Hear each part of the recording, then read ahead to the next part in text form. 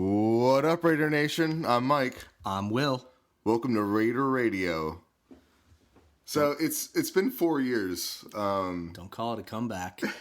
I'm calling it a comeback. See, here's the deal. If the Raiders can rebuild every 4 years, so can we. Absolutely. You know, and you know, we can start all over from scratch, and 6 months into the season, when everything goes to hell, you know, I'm gonna clean house, fire your ass, and get some young college grad to edit my videos for me. You know, I'm not even gonna be upset by that. Get some young hot dude coming out of college. You know what I mean? Yeah, exactly. He's probably better looking than I am. Get some sexual tension in the room. Yeah, you know? Hey, that's the one thing we lack. It's good content. That's great. That's what the people come for. Yeah. So I don't know, if let's say I'm a Raider fan, I haven't been around in the last 4 years. What have we missed? Absolutely nothing. You know, I mean, we still suck. Haven't won shit. You know, you missed a few things here and there. You know, Henry Ruggs killed a woman and her dog. Did he? I didn't hear about that. Yeah, it wasn't in the news. Damon Arnett's doing meth now. I'm glad to hear he graduated from just assault rifles. So yeah, exactly. Yeah. And the new general manager of the team is Max Crosby. Oh, I love Max Crosby. I own his jersey. Yeah, well, you know, he's a real renaissance man. He can do it all. He can sack quarterbacks and pick coaches, which I think is the perfect way to really get into our outline. I think he's doing that too while he's on the bed getting tattooed. He's like, yeah, exactly. Like he's making business calls like buy, sell, while he's getting tattooed. Yeah, and recording a podcast at the same time. Sure, a renaissance man indeed. Not jealous of him and his success at all. Listen, if I could be Max Crosby, I would be Max Crosby. But instead, I mean, there's something weird about tattooing like another man on your chest, and he's got like the Kobe Bryant tattoo. It's kind of weird. See, now I haven't stared at like every time you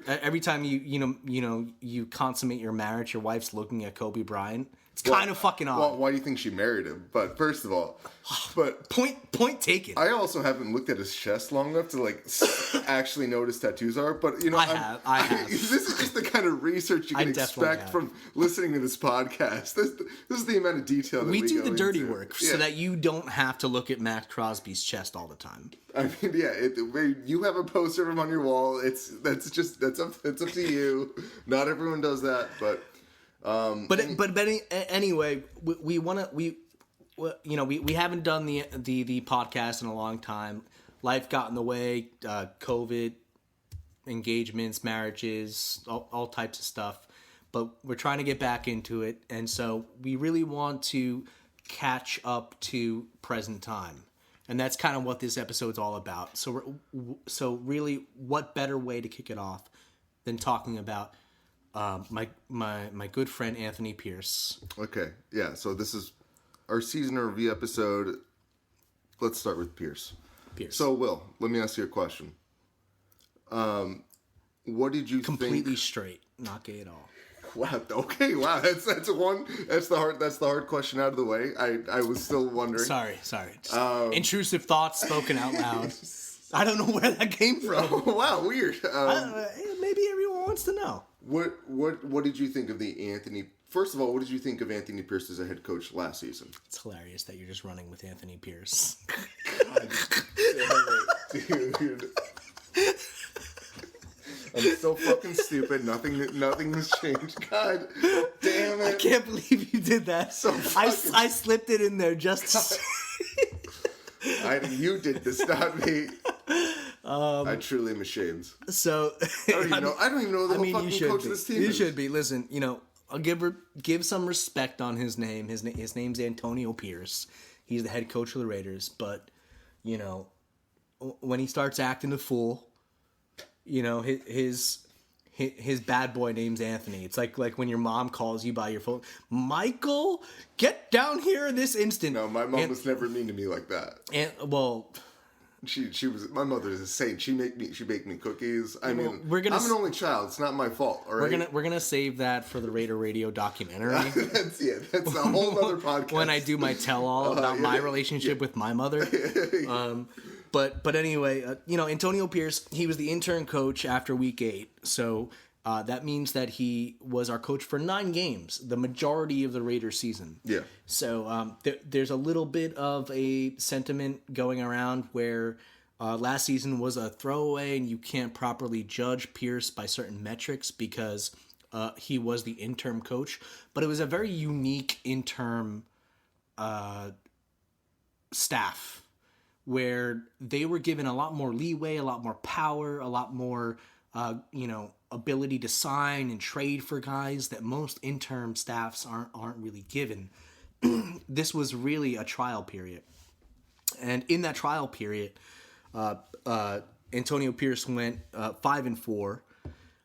The offense stagnated really hard. I wouldn't say that they were even remotely good before that, but just by virtue of the construction of the team, Josh McDaniels is calling the plays. Josh McDaniels gets fired. You have to find a new play caller after the fact. Bull Hardigree didn't really have much of a resume at all and floundered completely. And then I would say on the other side of the coin, the defense took a substantial step forward. We saw some flashes before that when Josh was the coach, but they really galvanized themselves and rallied around Antonio Pierce in those last 9 games. How would you feel about that? Well, I agree with those points. I feel like Josh McDaniels was everything Antonio Pierce wasn't, and Antonio Pierce is everything Josh McDaniels isn't. As in, McDaniels, and listen, we are no fan of him. He put us through hell the last 2 or 1.5 seasons, whatever it was. We didn't convince ourselves of McDaniels. No, we weren't recording podcast episodes back then. But to fill you guys in on the in between parts, not a good signing then. No one wanted McDaniels as a coach after the fiasco with him leaving the Colts after taking the job.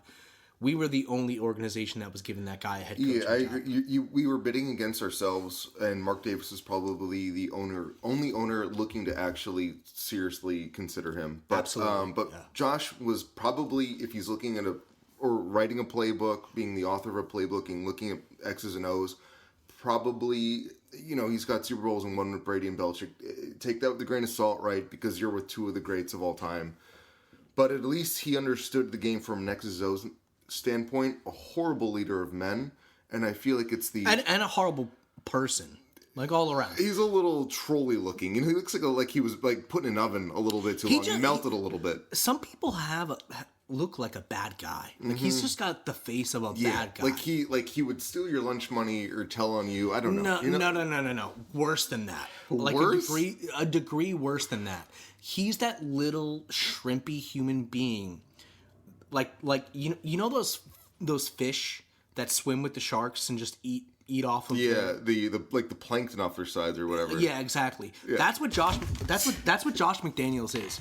What Josh McDaniels is the loser who was never good enough to play football, and he always riding the coattails of better people. And he always wanted to be the jock. He wanted to be the bro, the douchebag that told people what to do. And he was never good enough or commanded that respect from people. Sure. And then finally he reaches head coaching positions the 2 times he's done it, Denver Broncos and the Las Vegas Raiders. And briefly the Colts for like 2 days or whatever the fuck it was. Yeah, exactly. But I think that his act and his personality, it becomes painfully transparent. It's like this guy's got major self-conscious issues. He projects his insecurities on other people. And is a hard ass for no fucking reason. He's just not a leader, because a leader is more than just being a hard ass. And it's like he saw Bill Belichick be a hard ass, but didn't understand everything else besides that goes into that. Because it's not just being an asshole doesn't make you a leader. But getting back to my point, I feel like Antonio Pierce is that leader. He knows how to deal with people, but he's not calling plays in games. What does he do on the sidelines? What exactly do you do here? Cut to that the scene from Office Space. I'm a people person. What's wrong with you? But I feel like he can't. the problem with the archetype of the Antonio Pierce hiring is you need the coordinators to support him, like the Mike Tomlin kind of like model. But like last year at the Steelers, even Matt Canada, everyone was bitching about him, and their offense suffered. So you're gonna have like lean years, and you're gonna have years where you're more productive. But like this is now kind of what you're hitching your wagon to. The Tomlin model. The Tomlin model, except where Tomlin is proved he's good at something. But Tomlin has also proved that in order to win a Super Bowl, he needs Bruce Arians. Yes. He needs Ken Wisenhunt. Yes. He needs some of the best offensive minds that went on to win or play in Super Bowls themselves as head coaches. You need a lot of support, but I mean the problem with this model too is you get someone like Bruce Arians. He's gone in 2 years, and he's the head coach of the Cardinals. Ken Wisenhunt goes to the Cardinals. No, Bruce Arians was Bruce Arians Cardinals? In their Super Bowl when they lost to the Steelers, I think. So Cardinals poached both of them, both Wisenhunt and Arians? I think so, and then obviously Arians went to win with the Buccaners. Yeah, the Buccaneers for the Brady. If I'm not mistaken, but it was Arians with Carson Palmer that year they went to the Super Bowl. Yeah, but, I think you're right. But like regardless, like you're going to be hiring people, because if they're successful, they're not staying. Yeah, they're getting hired somewhere else. So you constantly have this change in regime and change in scheming. So it's just you have a lot less continuity. And in my mind, it makes a lot less sense to hire someone like that who's a locker room player management guy. Because does your head coach need to be that when you have so many other resources on your team to aid in that? When it's like really like what you should be looking for is the X's and O's guy. And granted, that's what we thought Mark Davis thought Josh McDaniels was, but I don't think he was looking at all the data or like getting the right data, because. Well, I almost think that he failed to understand the context. Yes. I think he was focusing on the data too much. And on the other side of the coin, to try to wrangle it back to the Pierce discussion, I think that hiring Pierce as the head coach of the Raiders does not lack rationale. There is some logic to it, and it may not be the best candidate on the market in 2024, but because of the whole situation with Rick Bisaccia. Yeah, exactly. I was just going to say context, right? Yeah. Recent history. This is Mark making up for his previous mistake. Yes. But and then also understand that how many years, I don't know the exact year that we moved to Vegas, but how many years have we been here now? And we've amounted to zero success. Yes. The team is still in flux. The identity of the team. Exactly. Before we had a franchise quarterback in Carr that could actually sell jerseys, put butts in the stands a little bit. If you go back to our previous episodes, I was not a big fan of Derek Carr, but when you get rid of that guy, you have to make decisions as an organization how to move forward, and I don't think that we ever really did. There was a bunch of half measures after Carr. We didn't have a backup plan. Yeah, or a plan at all. A succession plan. Yeah, exactly. And so I think what you're dealing with is a organization. Think of us as an expansion team where we're in the Las Vegas market. There's no loyalty to our brand here. We are still very much the Oakland Raiders. Well, you definitely see that at home games. Well, and that's what I'm getting to. We exported the Oakland Raider product to Las Vegas and expected different results and changed nothing. Yeah. So now you have away team fans flooding the stadium. We all knew this was going to happen. Las Vegas is a flying hub in America where it's the cheapest flight, no matter where you live, is to Las Vegas in the United States. So everybody and their mother, if their team is playing in Vegas that year, that's when the family vacation is going to be. And they're going to fly in, and you're going to have a bunch of fucking Kansas City Chiefs fans, Minnesota Vikings fans, so on and so forth. Well, and also, the tickets are so expensive, the only people that can afford it are the corporations buying out the boxes for their employees, who are casual they don't even, they're not Raider fans. If anything, they're casual fans, most likely. Or families splurging on a vacation. Sure. But the average Raider fan No. can no longer go and watch Yeah. 8 games at home. Mm-hmm. They can't afford it. If they own season tickets, they can't afford it. They have to sell some of those tickets and recoup back some of that money because the resale value is so crazy. Well, I remember you and I went to go see them play the Bengals, and what was that, 2 years ago when they were in the playoffs? And we were in the airport bar on our way back to New Jersey.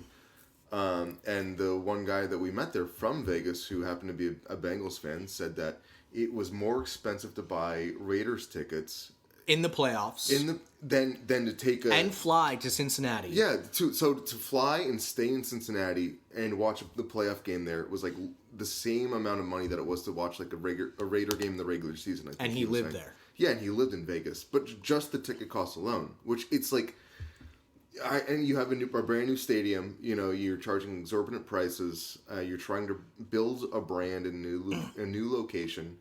But you just said it, build the brand. That's why Antonio Pierce makes sense, right? Sure, because he can say Raider like really loud, and that's his qualification. And I will promise everybody on this podcast, if you're like me, or anybody listening to to this podcast, if you're like me, screaming Raiders is fun at the game and kind of obnoxious when it comes to content. And But it's like my least favorite thing about Antonio Pierce. I want to hear that he the game always plan. screams into the microphone Raiders, and I'm just like, bro, volume warning. But, like okay. holy shit, Sure, yeah, that is so annoying. That's really great. You listen to you grew up in Compton and you listen to the Raiders when you were young, whatever. But like, who the fuck is our quarterback? That's what you know what I mean? And I think a lot of fans get lost in the sauce as far as like, wow. And Antonio Pierce, he has charisma. He was a successful player. He has it in spades. Sure. And it's something that we haven't, he's the exact contrast of Josh McDaniels. It's something we didn't have. He's the opposite. And I think people just live on a pendulum as far as their expectations. So it's like, oh, something different? I'm ready to fucking hop aboard. Absolutely. And he is representative. It's why we swing vigorously between political parties every 4 to 8 years. Absolutely. That's a different podcast. It's a different podcast. Tune in to Mike and Will tackle the culture war. Yeah, that's 6 beers later. Yeah, exactly. But like, I just want to finish my point in that Antonio Pierce did make sense in a lot of ways. All right. He is necessary for the brand of the Raiders right now. Where we're at as an organization, 2 coaches deep, 3 if you count Bisaccia, into a new market. You have to get some type of stability, but also introduce the people of Las Vegas to our brand, and not eschew decades worth of history for a Patriot coordinator. You know what I mean? Like, yeah. It's like we're paying for the sins of McDaniels and Bisaccia, and so personally, like, Pierce does not inspire me as a fan. He's there to inspire the players, but as a fan who really loves the X's and O's of the game, and I try my best not to be those other fans that pendulum swing back and forth and just convince themselves of every single thing that the Raider organization does, like the Catholic Church. It's like I'm not worshiping. Shots fired against the Pope. Let's go. I'm just saying, I'm not worshiping this team. Worship your God, but don't worship the Raiders. Well, people put the horse blinders on, right? Because it's like they want their football team, in their tiny existence that we all have, to be successful. So we're willing to like. I mean, I did the same shit when McDaniels was hired. I'm not gonna fucking lie. Like, you look at the positives and you try to ignore the negatives because it's like, what the fuck else am I gonna do? Yeah, you dunk your head in the holy water and you hold your breath until you pass out. That's the most control. That's exactly what the most control I have in the situation is to pass the fuck out, let him diddle me. It'll be over in a half hour. Exactly. Yeah. And then you lie to yourself and like, you know what? I'm closer to God now. Exactly. You know, I'm a better Raider fan because I rooted for Josh McDaniels. He molested all of us in a way. Exactly. But, you know, like, I think that there's pros and cons to Pierce, and I wouldn't have chosen him as my head coach, but it totally makes sense. There's rationale there. And after it's done, after the ink is sealed on the contract, I move on. Onwards and upwards. Godspeed. Yeah. He's our coach now. There's nothing I can do about it. Yes. Was not my decision, but I will support him, but I'm just what we're doing here, and honestly, if you've made it this far into this podcast without being offended, buckle up, because we're trying really hard. Buckle up, baby. So to finish our conversation on Pierce, if you can give him the hiring itself, an overall grade going into this season, what would you say? Between A and F. Between A and F, I would say that his hiring is probably a C. I agree. I was going to go with C too. Maybe C plus, because Cause all the factors we talked about, where it was a common sense thing to just do. It's a brand decision because of those sins of Bisaccia, of letting him go. Of Josh McDaniels, Yes. who is the antithesis of everything Yes. Raider fans want to watch. Yes. That hard ass on the sideline. Like, no, I mean, Raiders have always been a player oriented organization. So We're going back to that.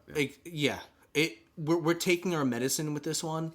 And my prediction, without going into too deep of a tangent, because we have a whole fucking episode to get through, is that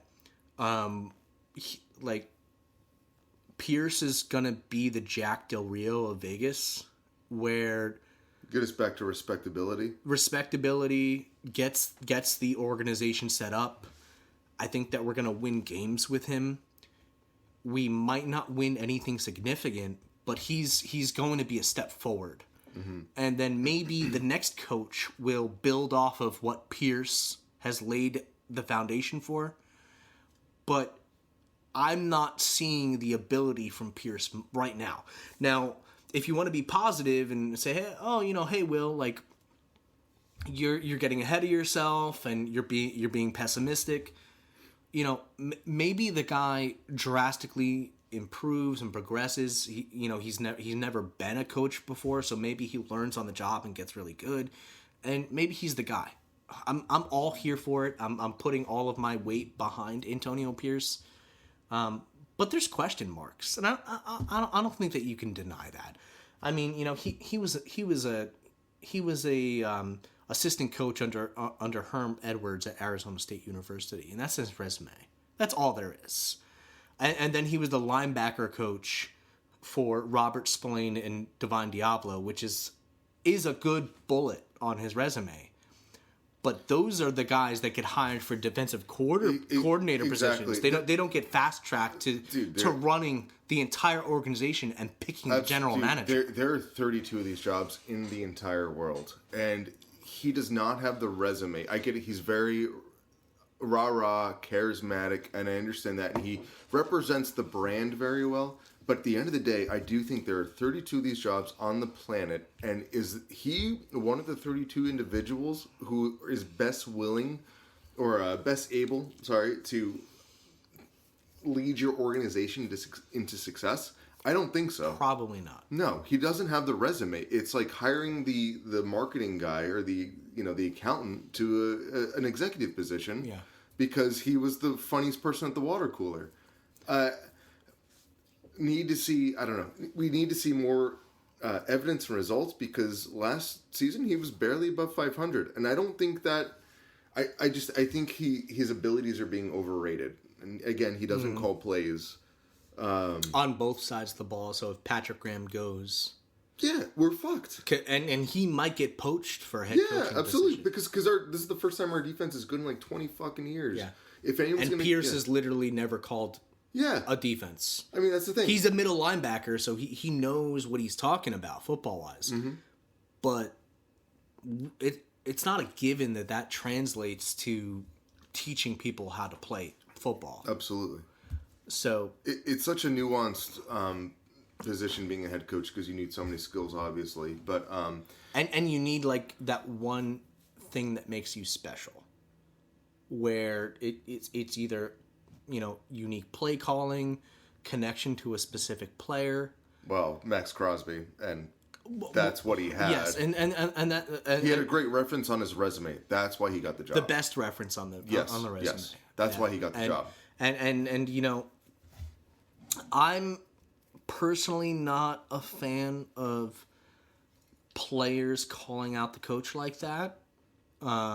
Completely inappropriate for Max Crosby. It's inappropriate, but you know what? I know that Max's heart is in the right place. No, of course it is. So I'm not like butthurt about it, but it's still unconventional. And I think that it's fair to say that. This is not the way organizations are run. The defensive end does not come out on Twitter and say, Yes. I want this guy, or I'm gonna, or I'm gonna get, or I'm gonna demand a trade. I don't think that's okay, though. I don't think it's okay, but I think that Max thought that was the best thing for the Raiders Yeah, organization. he wants to stand up for his boy, and I get that. No, not his. I don't think that he's standing up for Pierce. I think he's standing up for the rest of the guys in the locker room. Really? Sure. Well, he's the leader of the locker room. Of Exactly. course. He's the player. He's the player's But again, representative. we've talked about this before, but like, of course you want Pierce. He lets you fucking smoke cigars in the locker room and take off on Wednesdays. I would love that in my workplace. Of course I want that guy. It's not going to happen. Well, you need to make it happen. I'll write a memo to HR. But it's like, why wouldn't you like the guy if he gives you a little bit more like flexibility in your workplace and he makes your workspace more fun, which is like it's part of it. But I also just feel like there are bigger things that are being ignored. Like of course he's gonna like his boss when he lets you guys do that. Of course. But like I don't know. I think in general, I think we got to move on from Pierce, but yeah. So final, but what I would say is final thoughts on Pierce. My final thoughts are that I am not I'm kind of mid on Pierce. He's got my support. I acknowledge the dysfunction around our organization at the moment. That's not really his fault, right? Like no, it's not. He got implanted into the situation as our linebackers coach, and then halfway through the season faced an unprecedented promotion, going from linebacker coach to interim head coach. Mm-hmm. And then the locker room, they rallied around him. So I understand why the decision was made. I don't know if it was the right one, but time will tell on that. Yeah, so Raider Radio, final grade on Pierce, C. C+. That was a solid beer opening, dude. Beer break. And a little bit of P. Cheers to doing this again. Yeah, to the new season, dude. To the 2024 Raiders team. Absolutely. So we covered Pierce. Now let's move on to the other big executive signing this year, Telesco. Thoughts on Telesco? Hit me. Hit me fast and hard. I mean, if you want me to take out the paddle... And then you can talk about Telesco. Yeah? If you want me to take out the paddle, I will. I mean, what do you think it's doing over there? So, I'm not high on Telesco. I'm high on Telesco. It sounds like a country song. Yeah. Not high on Telesco. Yeah. I mean, Telesco kind of sounds like hot sauce. It sounds like a Mexican beer to me. Mexican beer. I was thinking Mexican hot sauce. Okay. It's interesting that our we were brains are in similar but different places. Ladies and gentlemen, we haven't done this in 4 years. We gotta lubricate a little bit. Give us a couple of episodes. Yeah. And we will be on point. We're both talking about hot sauce. Give us like a solid 16 episodes. Don't worry, we're gonna get to the football. We're both talking about hot sauce. But for me, Telesco, It's interesting because we're kind of familiar with him and his product, Oh, right? when you say his product, you mean the one that we beat by like 60 fucking points the game before he was fired? That one? Yeah, the San Diego Chargers, They're still San Diego. to me. which roughly translate to Will's Vagina Chargers. Well, that's exactly what that team is. It's a giant exactly what whale's it is. vagina. And then they rode Jerry Jones and Kroenke's coattails into Los Angeles. Can I ask you a question? Where everyone knows Can I ask you a more question? people in Los Angeles Can I ask like you a question? us more than they like the Chargers. Have you ever met a Chargers fan? I know we live Have on I the, ever met a we Chargers live fan? on the Never. East Coast, but no, I've never seen one Chargers fan Never. in my life. And I've gone to Raider games. Well, Everywhere. It could be a Chargers home game. You probably wouldn't even see. You know what I mean? mean, there's like 7 of them, and they're all standing in line at the fucking Chargers home game. There's more Oscar winners than there are Charger fans. I mean, like it's Hollywood, dude. Yeah, Hollywood. it's a bunch of Hollywood talent that are paying fucking Hollywood, man. paying Bunch to, of pedophiles to sitting show, in the seats. Yeah, hell yeah. Hell yeah, dude. Hell yeah, fuck pedophiles. But yeah, and fuck the Chargers too. Yeah, that's what we're talking about, right? But anyway, Telesco's product with the Chargers was never impressive to me. I think that they're, and I think I mentioned this to you before, but there's this long period where national media really like fluffed the Chargers pillow a little bit. That Justin Herbert. Yeah, like they really just slobbed their knob. Even before, That knob was dripping, dude. exactly, it was soaking. It's like honey dripping down from the cone. But I just pictured that. I mean, I'm a poet. I don't know what to tell you. It's both parts disturbing and like pleasing in a weird way. And I don't want to be the one to say that. But I'm even before Justin Herbert, they're always blowing air up the Chargers' ass, and I think that the biggest indictment on the Chargers, coming from 2 Raider fans right here and now, is that I was after LaDainian Tomlinson retired, I was never afraid of playing the Chargers ever. Yeah, I do think we still own them. Even After Jim Harbaugh scares me. But that's different. We're talking about from now, in between LT retiring. We're talking to because he was the bane of my existence as a child. Sure. Great running back. I hated the Chargers because of him. I hate the Chargers. But I don't think Telesco. Yeah, we own the Chargers, but I don't think Telesco. I feel like his teams are very top heavy. You know what I mean? Well, this is the sentiment that he hits on the early picks. Sure. He fails on the late picks, and the free agent signings don't pay off. Yes. So he's got a couple of talented guys like a Derwin James or a Bosa, but Overrated. He can never assemble 22 guys plus a bench that can consistently And Eckler was his one. What do you call diamond in the rough. Yeah, even though Eckler now is falling off a cliff hard. But he's not even on the Chargers anymore. But that's the thing. It's like, why do you trust this? And like now the Chargers team, and I get it. You know, you got a new foundational head coach, Jim Harbaugh, who has coming with his own program. But now it's like they're trying to gut their own team. They just got to Keenan Allen, and Bosa and Mack were both available. So it's just like, why would you They're trying to gut the team that the guy set up, and now it's like, let's hire that guy. Who we just beat by 60 points. Exactly. I don't understand the hire. Well, I mean, also, I'll take a devil's advocate position.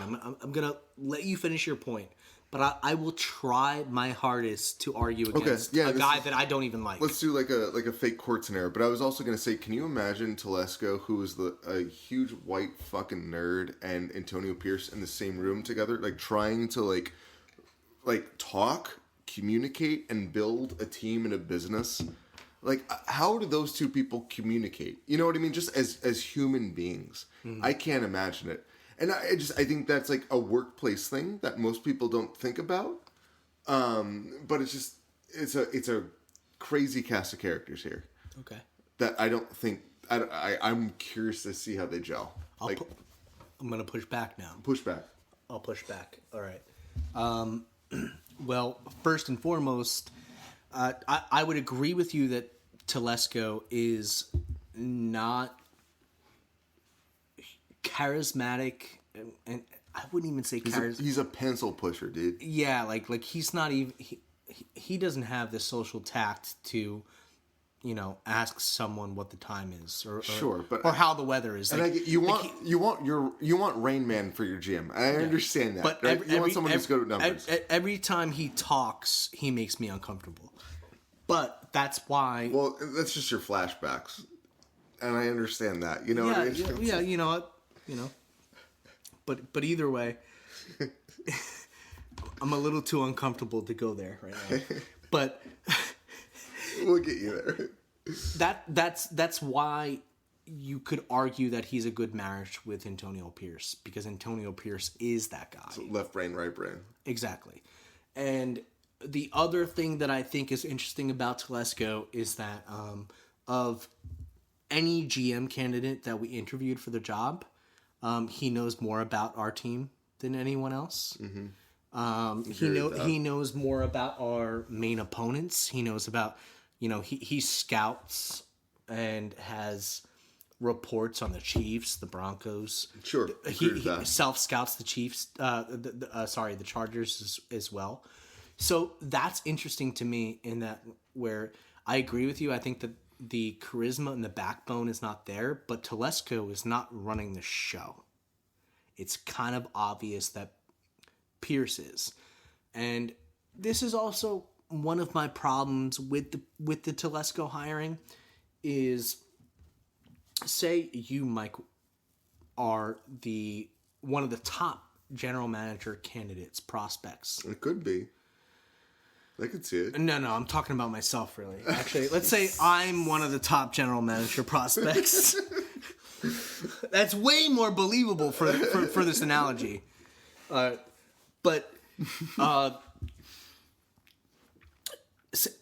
say I'm one of the top guys, and I have all of these teams that want to hire me for that position. The big cheese. Exactly. And I had to put it in terms that I understand now. Okay. And the Raiders are the only organization where the head coach is sitting in on the interview, asking you questions, driving the interview, which we kind of know that was the case because Telesco said it out loud in his opening press conference. Mm-hmm. How many guys that are hungry, pushing to be the best, trying to make a name for themselves, are going to say, you know what, I want to work for the Raiders, when they're doing something different than what all of the other organizations are doing. So Telesco, to me, seems like a consolation prize for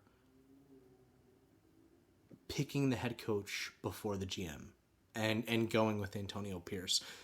Everybody knew that Antonio Pierce was going to be the guy. He's going to call the shots.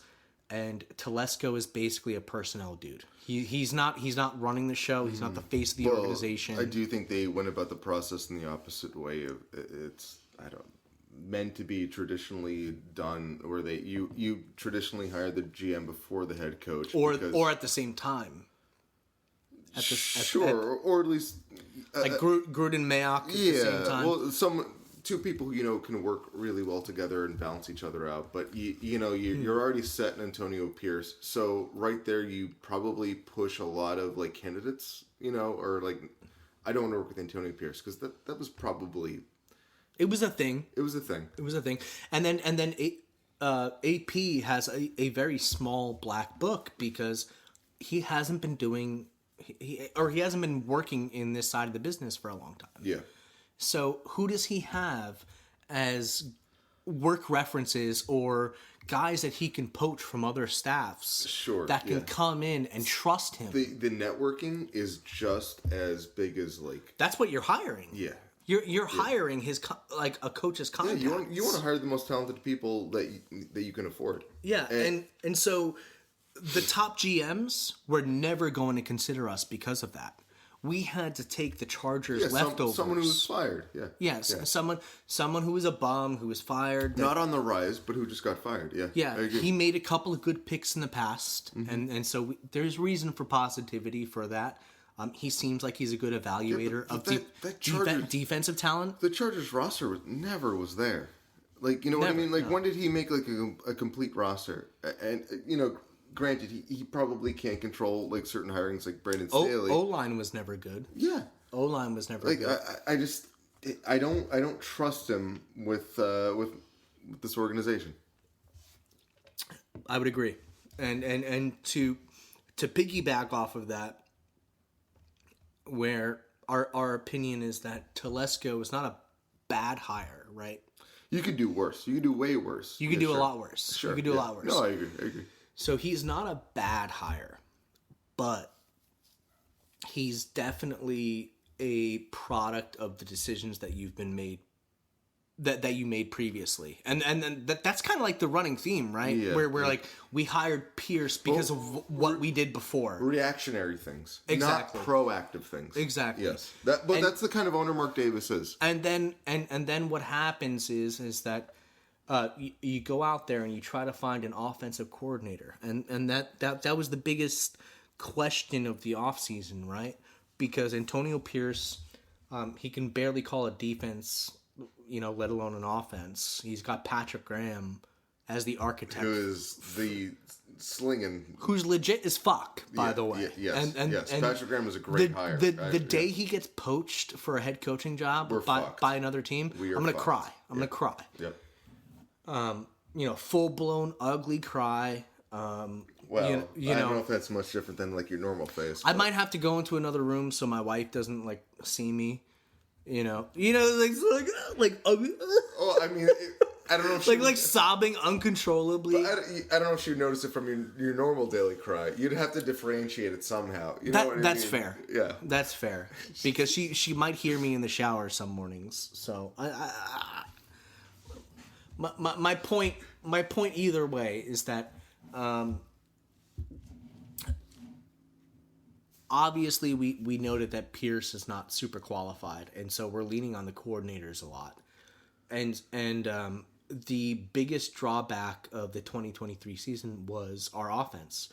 Our defense, for the first time in my life, or I wouldn't say my life because I did watch that. After you became a man, so to speak. Yeah, exactly. I'm using terms here. After my balls dropped a centimeter. The voice barely got any lower, but Yeah. it is what it is. Yeah. I mean, puberty didn't do me any favors. I agreed with that. Yeah. Thank you for that. For you, not for me. I mean, for me, it did wonders. But In my time as a Raider fan, as an adult, never before could I say that the defense was better than the offense. And right now, the tables have been turned, and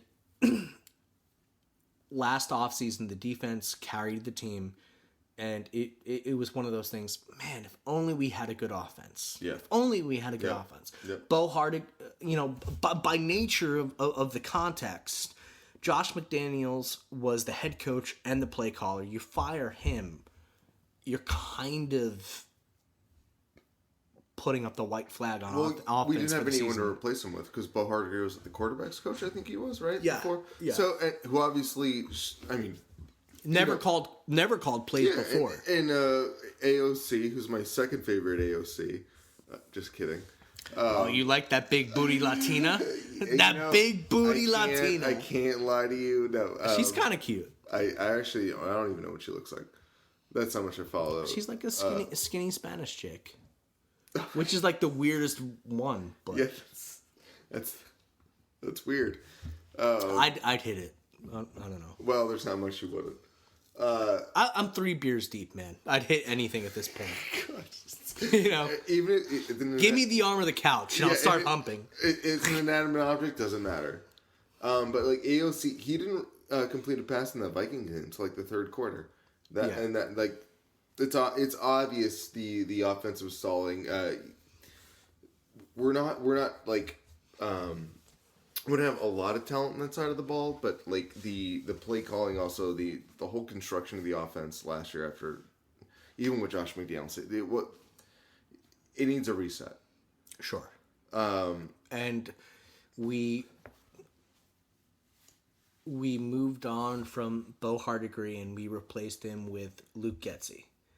And it's very much like a continuation of the Telesco signing for me, where I feel like, and actually we're kind of glossing over a whole piece of the context here, where initially we hired Cliff Kingsbury, right? Well, until we got outbid, in my mind. Outbid is a really funny way to say that. I'm just gonna say right now. Outbid in multiple contexts, as in money and talent. I think. Like, outbid is kind of like saying, I had a date with this girl, Tell me about it. and she stood me up Oh my for God, dude. She didn't. a 7 foot tall black man. Okay, well then now I understand. I would have done the same thing in her shoes. Exactly. Like Cliff Kingsbury went from the Raiders to the Commanders, who are picking third in the draft, or second in the draft. Well, that's what I meant by talent, because like you have your choice of quarterback, and you have a future there. With the Raiders, yeah. Would you rather coach Aiden O'Connell or Gardner Minshew or Jaden Daniels? Well, technically, I'd rather coach Gardner Minshew, just because, dude, have you seen that stash? It's impressive. I don't want to talk about it yet. That's like 3 or 4 bullet points. It's a touchy subject for me. His stash is makes me very uncomfortable. Yeah, because you can't grow that stash. We need to talk about 3 or 4 bullet points before we get to that point. Okay, well, But to Getsy and you know, 4 years and you haven't missed a beat. I still have to keep you on the fucking script, by the way, because you're trying to jump. I'm an artist. Several dude. subjects. Dude, I'm an artist. Ahead. I tangent. Because I'm an artist. Whatever you want to fucking call it. But my point was, no matter how many times you try to distract me with the fact that Gardner Minshew has more testosterone than I do, It's true. It's true. I've seen it. is that Luke Getsy is a continuation of the same effect that we see in Telesco. horrible Shut hire. the fuck up. Shut the fuck up for a minute, all right? Horrible hire. This is the hire that happens when the defensive end chooses the head coach. You get Luke Getsy as your offensive coordinator. Cliff Kingsbury sees this is kind of dysfunctional here, and the Commanders are willing to pay me just as much, if not a little bit better, and Probably better. I get to coach the 2nd overall pick in the draft. Why the fuck would you not? Yeah, I totally understand that decision. And so like there's like this knee-jerk reaction as Raider fans to hate on Kingsbury and like feel bad about the whole situation. You feel second class, you know. But you got stood up. But this is the embodiment of the decisions that we've made. Yeah. Like No, I agree. And so what happens is that we end up with Luke Getsy, who was fired so that he couldn't coach the 1st overall pick of the draft. Yeah. No, I think that's actually They wanted him nowhere near Caleb Williams. that's an excellent context to look at that. And you failed at your job. We're bringing in someone new. And you failed at this. Was Fields the 2nd overall pick? he was 12th. Oh, was he 12th? He was 12th, but Fields is I still... forgot to carry this But year. no, but still, yeah. Math is not your strongest suit. But Fields is also like one of the most freakish human beings on the planet. And to me, it's like you couldn't make it work. You couldn't figure this out. Denarius Moore is a good number 1 receiver. You couldn't figure out how to make it work. I mean, that's your job. That's what you're paid a lot of money to make it work. And I remember I saw Antonio Pierce, I think, had a stipulation before hiring an offensive coordinator. It was like, we need someone whose offense produced 21 points a game, because obviously the defense is our strength. If we can hold someone below 21 points, then we increase our chances of winning. Yep. And we had to settle with Getsy, who I think the Bears did like 16 points or some shit like that last year. I mean, in the 2 years that he was the offensive coordinator, they were 28th in yards and 23rd in points the first year. Yes, let's hire that And guy. 20th in yards and 18th in points the second year. See, but we're hiring like again, Getsy, Telesco. It's like, do you see a fucking trend here where it's just like we're hiring like other teams? Leftovers? Yeah, leftovers, like Yeah. rejects. Yeah, well, I mean, I get, but that's what happens when Antonio Pierce is your head coach. I mean, who's he going to hire and convince?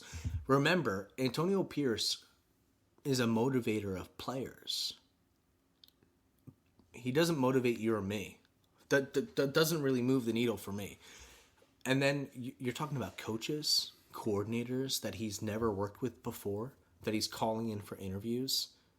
And these guys aren't. well, how many as a person, how many interviews has he conducted? You know, because that's a skill in itself to like call someone in to interview them. 6? But I mean, like, Eight? does he know to 10? Does he know to interview people? And I know he has like Tom Coughlin and Marvin Lewis, and He's got a whole fucking committee of people. no, but it's a small black book, and he's getting he's got certain like people are counseling him or advising him on how to run a team and shit like that. But like you have to do it as like any skill in life. You have to do it before you know what you're doing, and I just think that like there are better candidates out there that like don't want to work with that. I don't know. Like, Yeah, I completely agree with you. I'm obviously not a big fan of the hire either. The only thing that I can say personally is that Getsy was a semi-successful assistant or very successful assistant, but he did coach for the Packers. Yeah, you're talking about Green Bay with Aaron Rodgers, one of the best of all And time. Devontae. Yeah, no. But he was the passing game coordinator / quarterbacks coach. Sure, but you got Aaron Rodgers coming to the line calling audibles. Yeah, I don't trust that. He was top 10 in yards and touchdowns. He was like that hot offensive coordinator prospect before he went to the Bears. It's the same thing riding coattails of people who are better skilled at positions than you are. But maybe you can say that the Bears are dysfunctional. They've always been dysfunctional.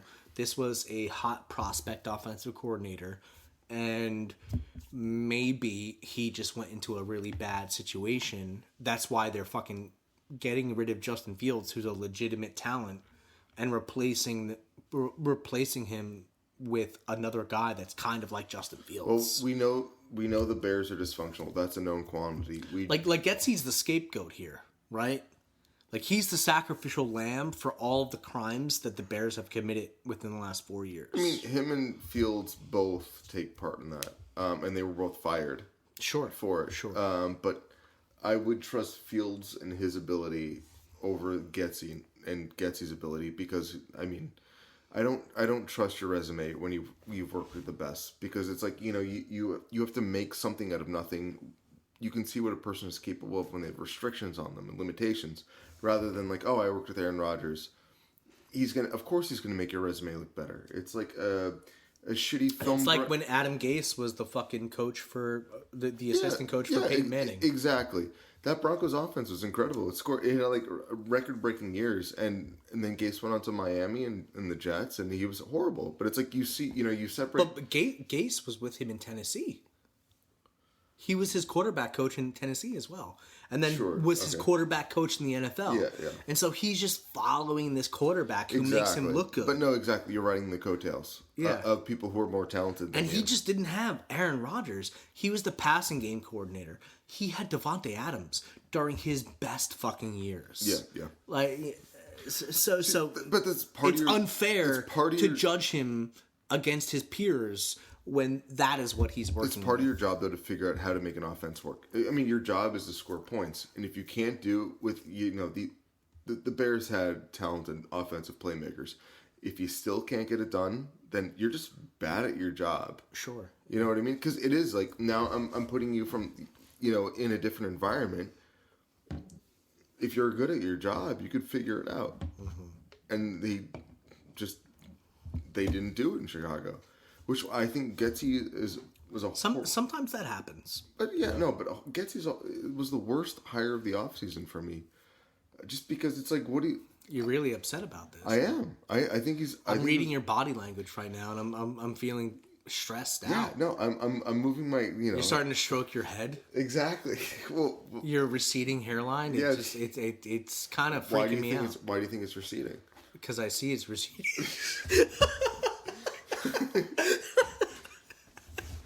But like it would have been.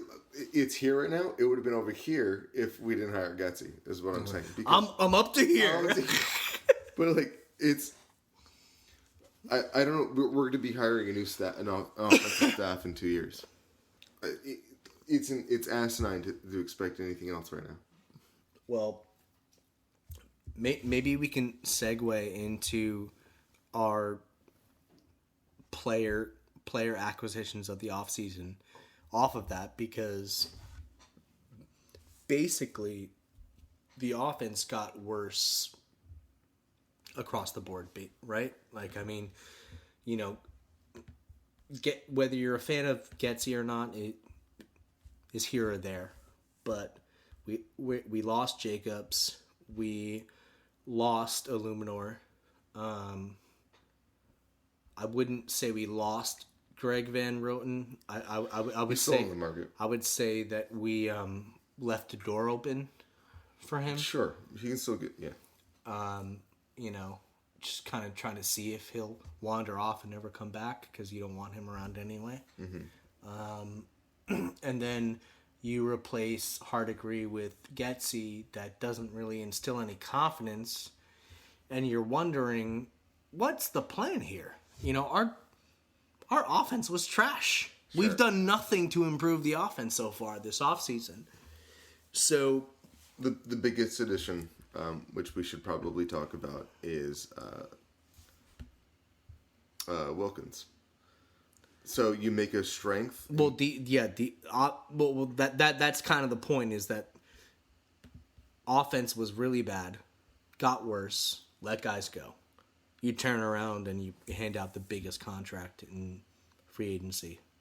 And Wilkins, is a great player. He's a guy who's gonna take up double teams. It's gonna leave room for Max and Kuntz to pounce. Definitely excited about what he brings to the table. He's a great player. It makes the defense even better, and the defense was a top 10 unit last year. But the contract is significant. You're talking about what, like close to $60 million guaranteed. You know, he's making ridiculous money. Sorry, my fucking app closed here, but I mean his cap number this year's not so bad, $10 million, 10.3. But for the remaining 3 years of his contract, because the last year's a void year, 33.8, 30.5, 30.5. And you can't cut him at all, basically. We gave him something like 70. See, I'm looking at over the cap, and they say 57.5 fully guaranteed, but I saw upwards of 70 guaranteed. You can't cut the guy. So, like, we basically went all in on this player. Like, this is, like, the biggest signing the Raiders have made in a long, long, long time. We got he's now the second highest paid interior lineman in the NFL. Sure. But there's no reason to think he's not going to produce too, though. He's good at what he does. It follows him, though, with, I think, Telesco's philosophy of signing guys like this. But and you're also looking to, like, where can you spend money, and then where can you save money and draft. But the Wilkins signing, you overpaid for him probably, but he's an incredible player, so it's like he's going to make the team better. It leaves a lot of question on the offensive side of the ball, because you've got AOC and Gardner, and Gardner, I think, is going to win you games, but he's also... Are we drafting in any different position than we are next year than we are this year? And I don't think so.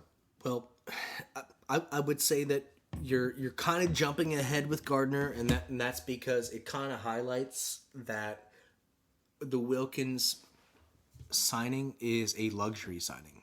And it's not a necessity. Exactly. So, like, don't get me wrong. I think that Wilkins is going to bring our defense to another level. You know, he is a fantastic player. You know, last year he had 9 sacks, 65 tackles, 10 for a loss, and like 23 QB hits. And you put that up against Max's insane numbers, and I don't think that there's many defensive lines in the country that have those stats. Opposed to other countries, yeah. I said in the country. Yeah, no. But not opposed. I'm talking about 32 American teams, Mike. Oh, they were talking about the CFL for a while. Okay. Well, yeah. I mean, compared to the CFL as well, it's pretty good still. Mm-hmm. But my point is basically like the guy's production is there. A couple of years ago, he had an 89 tackle season, which is obscene for an interior defensive lineman. With 10 tackles for a loss, he only had 4.5 sacks then, but the sack numbers for defensive tackles are kind of out of whack. Yeah, I mean, he's getting double teamed, so he's letting other guys get free around him. Yeah, and like more often than not, like guys aren't Aaron Donald. Mm-hmm. You know, like his sack numbers were a outlier. We've never seen guys do what Aaron Donald did. Yeah, and yeah. I would say that Wilkins is not Aaron Donald, but he's as close as you can get. And the one complaint that I have about the signing is that he's now the second highest paid defensive tackle in the league after Chris Jones, due to Donald's retiring. But you go down the list, and the fourth highest paid defensive tackle is Quinnen Williams. He signed his contract last year. Sure. And he's making somewhere in the ballpark of like almost 15 million less, and he's a far better pass rusher. He's had a 12 sack season, which Wilkins has never accomplished. Consistently better sack numbers, tackles for loss in his entire 5 to 6 year career. So you're paying for the projection with him. You're paying for what would happen if we paired him up with Max. Yeah. And it's an egregious overpay. I really would say that, but I love the player, so I'm not down on it. It's just like we have to acknowledge what we did here. This is a career-defining move for Antonio Pierce. Sure. Well, you paid a premium for a very good player, but it's a strength that was already a strength, right? And it's gonna make your good defense even better. But yeah, I guess the problem I have with it is look at the offensive side of the ball, and there's not a lot there. Because your Minshew is the starter, presumably.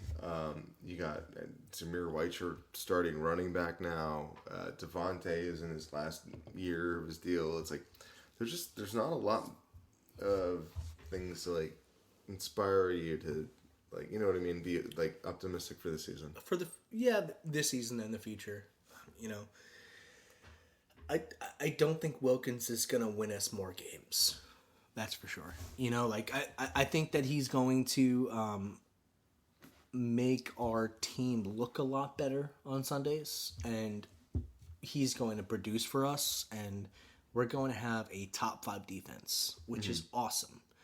But you know who else had a top 5 defense without a quarterback? The Ravens. When they won the Super Bowl with Trent Dilfer. Okay. I mean, I'm talking about like last year. Okay. But I'm right though. The New York Jets. We should trade for Zach Wilson. You're right. Let's do it. No. How did you get that out of what I said? I'm calling Mark right now. You know, we're paying. So think of it this way. look at the Jets model and what they need to do to win a Super Bowl.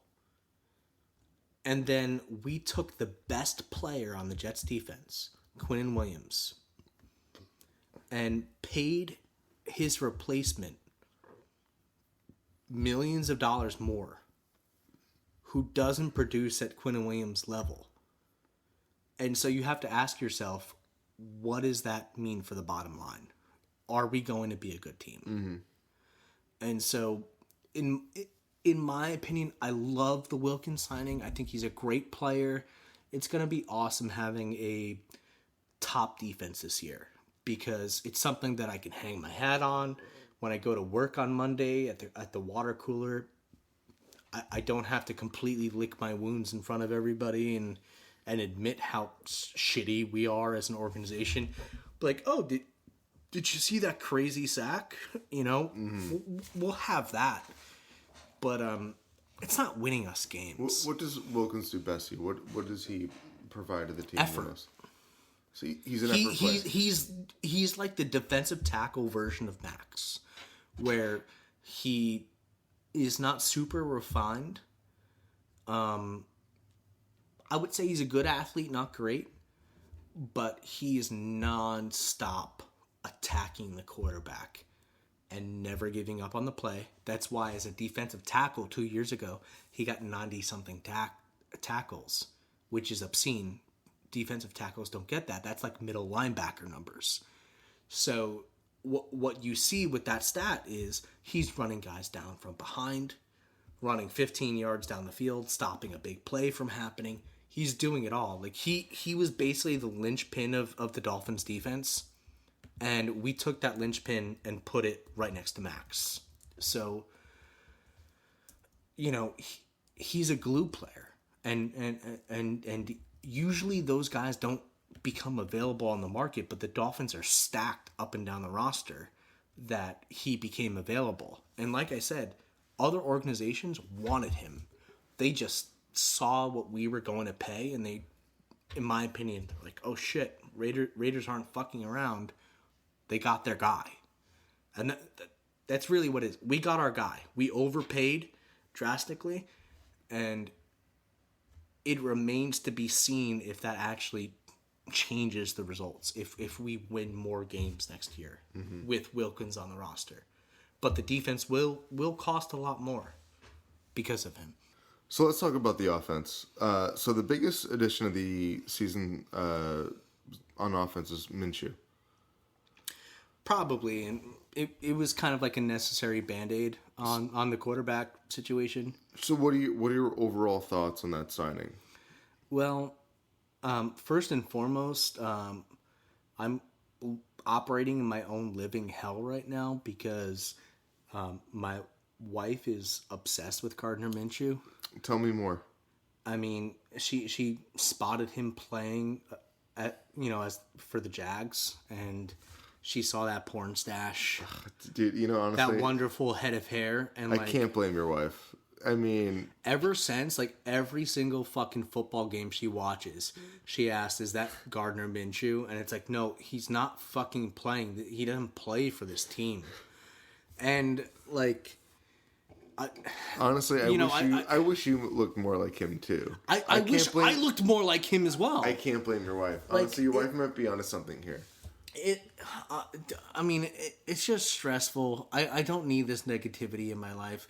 You got enough. The Raiders are already losing every game, and now I have to deal with my wife complimenting Gardner Minshew's ass every single fucking snap. She's going to want to role play. You have to buy a jersey, which is an investment, and then she's going to pretend that she's sacking you, I gotta quote unquote. Buy a fake fucking mustache and put it on because I can't grow a mustache. You're going to role play. You're at the bottom of the pile. Like, hands go somewhere. And it's, no, stop. Please don't. Please, Max, don't. Yeah, I start calling my wife Max in bed now. Yeah. Not that we didn't already. Yeah. This is where we're at as Raider fans. This is what we have. You know what I mean? And it's not just a skit. I'm being fucking honest. I'm tired of my fucking wife talking about Gardner Minshew. This has turned into therapy, couples therapy over the last.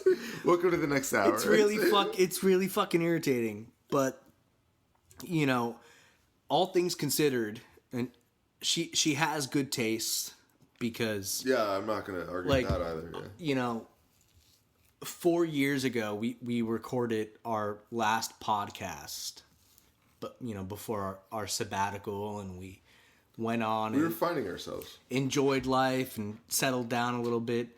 Got a wife that prefers, you know, thinking about Gardner Minshew instead of me when we have sex. Again, can't blame her. Exactly. I can't either. But you know, our very last podcast that you know, you told me, hey, Will, let's do Raider Radio again. I pulled up the last podcast, and sure enough, 4 fucking years ago, Khalil Mack got traded, and I said, ship Derek Carr out the door and get Gardner Minshew in the building immediately, and Here we are. kickstart the rebuilding process so that a couple of years from now we'll be in a good position. We will actually be competing. And what happened, because Mark Davis didn't respond to my emails And many phone calls and many phone calls, to his personal number. I may or may not have shown. Two restraining orders Yeah, later. I may or may not have shown up at Hooters. Well, everyone knows his P.F. Chang's. That's Or his. P.F. Chang's. You're going to the frog. Well, that's why he wasn't there. Yeah, But that I went explains- to the wrong That restaurant. explains it. But I was at the Cheesecake Factory waiting for you. I thought he was at the Cheesecake Factory. But, you know, like, I'm not gonna lie, I fucking called it. You know, like I said way back. I hate to Can I- pat myself on the back. can I call you But I'll Nostradamus? never not do it. You know what I mean? Well, yeah. You know what I mean? If you don't, no one will. But You gotta do it when you can. You're a little- so little Nostradamus here. So wait, I just want to make sure that the microphone can hear this, and I'm gonna pat myself. I'll put the gain. just I'll give put the- myself a I'll little- put the gain and the reverb up on that high. when I'm editing this, yeah. myself a little bit of a pat To on the let back the because I people fucking know. called this shit 4 years ago that Gardner Minshew was the perfect bridge quarterback for an organization Well, hold on. Do we in even- transition. Okay, I don't want to fucking jump ahead. You're forcing me to jump ahead. You slighted my hand. Are we even sure that Gardner Minshew is the quarterback this season? The starting quarterback week 1? I'm pretty sure. I don't think so. AOC's overrated as fuck. I don't understand why Raider fans are obsessed with him. It's- I was excited for the first game he started, but after that, it's like, what is he showing to you people? Like, I think AOC is a great backup. Beyond that, Okay. I don't think he's much. But I mean, that what Can- what I does wanna that ma- mean? I wanna make a Have you proclamation. ever had a girl tell you that you're a great backup? oh, dude, all the time. Like that's. I take that as a compliment, honestly. I'm making a proclamation. Can I make a proclamation? Allow me to make a proclamation. I The disallow Raiders it. will draft Bo Nix with the 27th overall pick. I don't even know who picks 27th right now, but I'm calling it. We're going to trade up. We're trading up. You're so drunk. You're just throwing out the outline right now. We had a plan. We were gonna try to hit a couple of subjects. what the best laid plans? make a few fucking clips. I don't care. You're editing it. I'm not doing that shit. You're just making more work for yourself now. I don't need to make work for myself. I'm Well, we Perfect. know you're not gonna do the work regardless. So. I've got my own sexy intern that I've got working for me. Yeah, who's that? Your Pamela Anderson? Yeah, it's Your right hand? Raphael. He's the new radio podcast intern. But you know, Minshew, he's gonna cost nothing. I think he's got like 15 million guaranteed across the next 3 years. You know, it's coming. It's coming up a few $1 million a year you're paying to this guy. No, I think he's totally worth it. My one fear of Minshew is he's like almost too good. Because we're going to be in the same position we are this year that we're going to be next year. Where you're Quarterback purgatory. Yeah, you're drafting 13, so it's like how well can you actually improve your roster? Because I do think Minshew adds 3 or 4 wins a season. Because he's got that grit. He's scrappy. He's very scrappy. He can win games. And if you have a top 5 defense, you can Yeah, see a scenario where, you know, we steal a couple off of a team with a drastically better quarterback because Yeah, for sure. we have a great defense. Yeah. But he's scrappy enough where he's going to give us a couple wins that we shouldn't. AOC wouldn't give us. I think we agree on that, and I also think that we agree that he's very handsome. I mean, if you disagree, it'd be weird. It would be. It is kind of weird, like calling a guy that most chicks like to fuck, like, or would like to fuck, like, you know, calling him ugly, right? That's just like a sore. That's like a sore loser. I'm not above that. You know what I mean? You're not. Oh, look at the time! Wow, thanks for tuning in. Well, moving on, because we don't want to waste too much time on these guys, because at the end of the day, Minshew is not the future of the quarterback position. No, he's a bridge. He's not the future of our offense, and that's kind of like our main critique with the team right now, right? Is that there is no future on that side of the ball. The offense has been. It's very in flux right now, so it's hard to say what it's going to look like. I don't think we're going to be able to bid up for a rookie quarterback this season unless you choose either Penix or Bo Nix, get him late first, early second. It's hard to say what the offense is going to look like, but it has been handled with less. It's been given less of a priority than the defense, for sure. Sure, and we will go in depth with the draft, but I would say before we even get there, because I agree with you that the jump from 13 to where you want to be is going to be really difficult. Too expensive. You got the Broncos and the Vikings, who I think either of those teams are very. They're thirsty as fuck. Yeah, they're thirsty as fuck. They're going to outbid us. They're going to outbid us. But I would say that Minshew. Would you feel comfortable going into next season with Minshew? Sure. As a starter. Yeah, sure. Soda. Yeah, sure. Soda.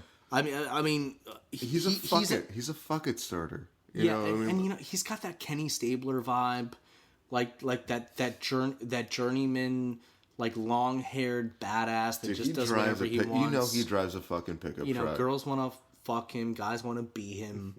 You know, smoking a cigarette on the sideline, Yeah. What is he? What beers do you think? What's his favorite beer? Do you think? Miller.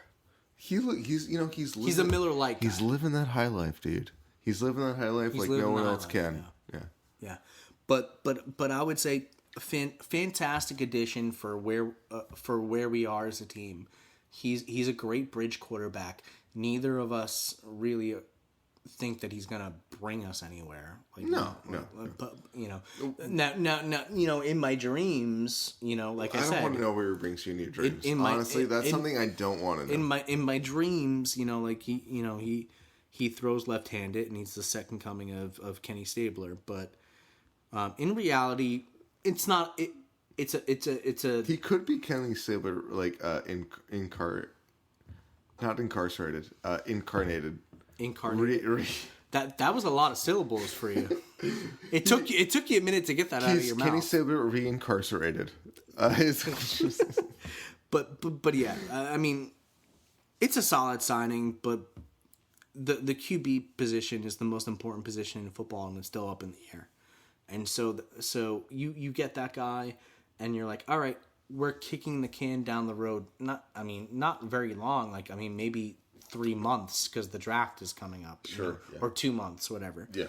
And then if you don't get the guy in 2 months, you're talking about 14 months. Yeah. But this is just a Band-Aid on the situation. Agreed. And then we let go of Jacobs and replace him with Alexander Madison. Can I tell you something? The Jacobs loss hurts more than I. I'll tell you something. Mike is feeling it right now. Well, the first episode back in a while, and Mike is ready to bare his soul to everybody listening. I mean, no one else all will listen. 14 people that are gonna listen to this episode. If I don't will see the deepest, darkest. If I don't throw it on the internet, who else is gonna listen? You It's a won't. good point. That's a good point. My wife won't. I'm definitely not listening now.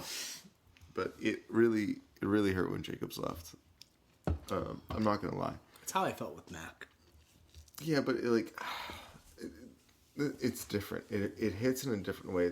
The Mac. It was like that was the one that got away, and Jacobs was just like, man, we were solid together, and We were good. But then you check Facebook the next day and it's like, oh fuck, dude, she got with someone who was like got a way better job than you have. You know what I mean? Yeah. And it's like, I'm happy for you. I really wish the best for you. But Well, I understand where you're coming from. Are you touching my foot right yeah, now? we're playing footsies a little bit. It's unavoidable. He's here. fucking weirdo. We're in a small. He's sitting studio there space. starry-eyed talking about Josh Jacobs, and like his foot is running up my leg. I'm just trying to talk about Like, the one that got away. I just want to know like how you really feel about Dude, Josh what Jacobs right happens now. in the studio stays Tell in the me studio. exactly how you feel. I'll tell you how I feel. I just need to Hell yeah. crack open another one first. But he was. Industrial Arts, good IPA. Thank you. Yeah. Shout out to Industrial Arts. Not sponsoring. No, just us being Alcoholics. belligerent alcoholics. But Jacobs was the offense. You lost that. You lost that. Because defensive coordinators need to plan around him, and now you're not planning around Zamir White. You know what I mean? So I really think Jacobs is going to be a bigger loss than we even think it is, even though we know it's a big loss. He was like a third of our offense. Oh yeah, every yeah. year that he played. Yeah, and he was a tough dude. He played when he was hurt, and he still produced. Locker room guy. Yeah, locker room, Mark's favorite player in the locker room, and I think it was a huge loss. And he's not. You're not going to replace. You're going to need to replace him with three guys, and even then, you're not going to have that kind of like. What did Jacobs do best? What was Jacobs good at doing? Like that kind of like power back, but he had Making something out of nothing. Exactly. Like, And not many running back. You can have three guys replace his stat sheet, but you will not find a guy that can do that. Make something out of nothing. Where it's a broken play. Andre James gets sat down like a child. And Josh Jacobs is staring at a defensive tackle, 300 pounds, straight in his face. And he still manages a 2 or 3 yard gain. Those plays are not quantified in the final year stat line. But we see that as fans. We see it all the time where no one is really doing him any favors, and he's carrying all of us. No, I agree with you. Were there things lost in the stat boxes where it's like there's instincts and there's I mean Jacobs. The one thing that does help him is the yards after carry, right? Which he's gritty. Or yards after contact, excuse me. But he's a dog. Yeah. He's got that dog in him. He does. He had the Was that racist? Say it is. He's got that dog in him. It is now. But like, that wasn't before you said that. But he had like the highest yards after contact. But it's also because he had no choice. Because his offensive line isn't standing up in front of him. Because he's got no choice but get hit as soon as he touches the ball. But he does have that dog in him, to quote you. The dog. Yeah, excuse me. Yes. The dog. Yes, that. But he has that. But and it's an ability that not every runner has. But he turned things into just vertical plays. I feel like. He was a better pass catcher, too, than probably most people gave him credit for. And I think that's going to be a loss a lot. Gruden didn't really use him that way. No, but he should have. He should have. He was pretty good as a pass catcher in college because he was a part-time running back. I mean, the main running back at Alabama was Najee Harris. So he was not good. Well, yeah, Jacobs is a far better pro. Yeah. But the point is that like the first year of Jacobs' college career, he was doing nothing but catching balls on third down. And they never used him to do that until like his last year. And you saw that when he did catch that ball on the periphery near the sideline, cornerbacks cannot tackle him. Yeah. He's a special talent in that regard. Like breaking tackles is one of the key components of what makes a running back great. Barry Sanders solidified that. Yeah. It's the key trait. I don't care how fast you can run 40 yards down the field, because you know what? Most guys get tackled within the first 3 yards or less. But breaking that first tackle is the key thing that makes a running back great. And Jacobs did have greatness. We let him go. For me, I didn't want to let him go. And that's mostly because I felt like he gave our offense a floor. We literally have nothing on that side of the ball. Yeah. I don't know how we can compete with this stellar elite defense and Zamir White, Aiden O'Connell, or Gardner Minshew. And like the island of misfit toys. Like it just doesn't make sense to me. We're not going to be able to score a lot of points with these guys In this division, no. No, I mean, the Chiefs are now suddenly a top 10, top 5 defense. So it's not like you can even just say like, let's try to match Patrick Mahomes, which is a fool's errand to begin with. Yeah. But now you have to match Patrick Mahomes, who has a shitty supporting cast. So he's kind of coming back down to earth a little bit. Even when he does, though, he wins the Super Bowl. But now he's got an elite defense that's covering all the deficiencies on the other side of the ball. And so I feel like our team kind of mirrors that roster construction. But instead of Patrick Mahomes, we've got Gardner Minshew and Aiden O'Connell. And so how do you compete with those guys? How do you, like, why would you let Josh Jacobs go? Like, there's still cap on the books. You could have signed that guy. I feel like Gruden figured out the template to beat the Chiefs, and just when he was getting to it, that's when his tenure was cut short. And then it was back to the drawing board for the Raiders, and we haven't been able to make adequate decisions or signings since then that countered with the Chiefs' absence. That's sure. It's simple because We did beat them with Pierce last year. We did, but they won the Super Bowl. We didn't even make the playoffs. Well, yeah, and that was a problem I had because Raider fans like to pound their chest over inconsequential victories, and I said when it happened, I'm like, okay, this is a good win, but let's analyze where we're at right now because these guys are going to be in the Super Bowl, and it ended up being the truth, and I just feel like, and like we weren't recording episodes back then. But if we did, I'd be proven right again. And wow, again. Holy shit, dude. And I really do. What an incredible amount of pressure on your shoulders. I mean, someone's got to bear it. Someone's got to carry the load. You're right. Listen, man, you carry so many loads. So many loads. I carry all the loads. I'll take every load I can get. Okay. What, dude? What? But football's not that complicated. It's pretty obvious to see what's winning. What's winning right now is elite quarterbacks, and skill position players are not really moving the needle as much as we thought they would.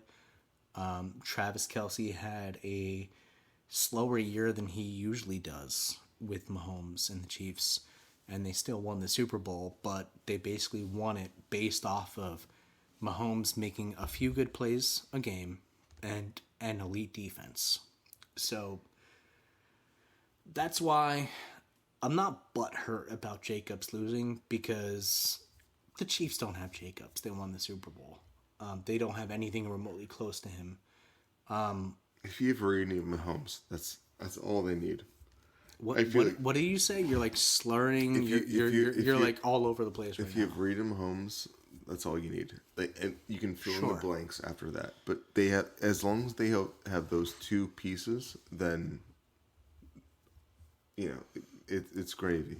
Yeah, but for me, what it highlights is that a couple of the moves this offseason, I think that everything has been good. It just kind of, I'm wondering where are the wins in all of these transactions. You know, signing Wilkins to a big time deal, and then Minshew to a affordable deal, but he might end up starting for you, and it's like, what is this team going to look like? How are we going to compete in this division? You know, we got rid of Jacobs. We signed Alexander Madison, who I think that he's a fantastic committee running back. He was a good backup for Dalvin Cook in Minnesota, and you know, but he's not like a touchdown scorer. He's not some electrifying guy. He's a converted wide receiver from college. So he's good as like a third round back.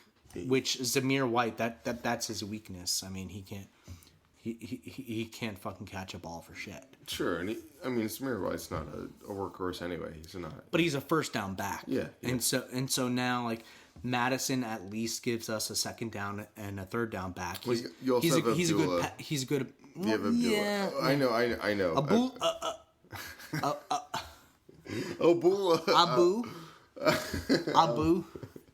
No, he's not. He's not a.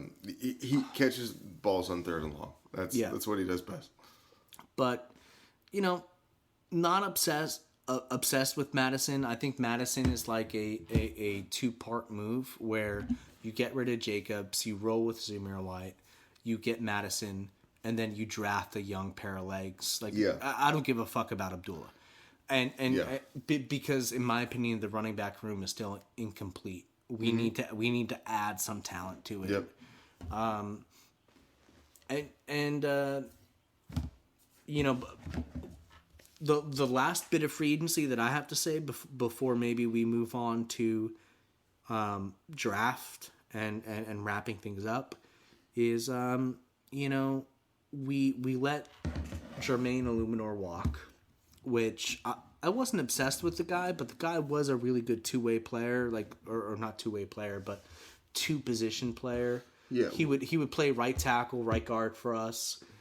I think he got paid like $8 million. It's not like it was a lot of money, though it was a good raise for him. His versatility is his value, though. Exactly. That's why he got hired. Yeah. And then we gave like Andre James a silly fucking contract.